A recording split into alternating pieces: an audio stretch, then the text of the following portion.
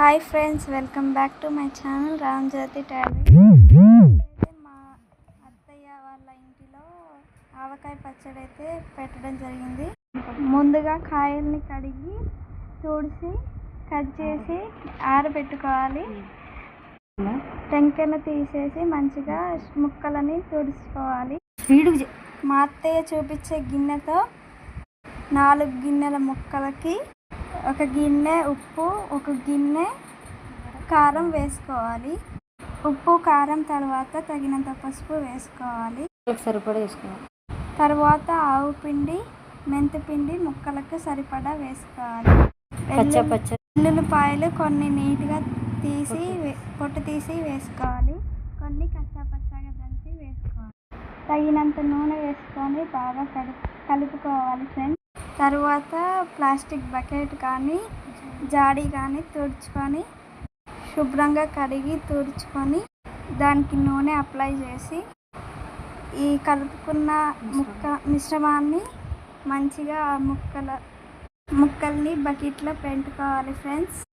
ఇలా చేస్తే కానీ మంచిగా ఆవకాయ పచ్చడి, మీకు ఎంతో ఇష్టమైన ఆవకాయ పచ్చడి రెడీ అవుతుంది.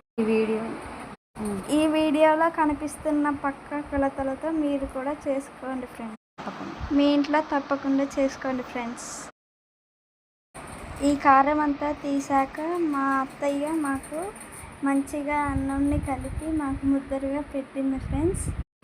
చాలా చాలా బాగుంది ఫ్రెండ్స్. మా మామయ్య వాళ్ళు చేసిన ఆవకాయ పచ్చడి మనుగూరులో వాళ్ళ ఇంట్లో చెట్టుకి కాసిన నాటు మామిడికాయలతో పెట్టింది ఫ్రెండ్స్ మా అత్తయ్య.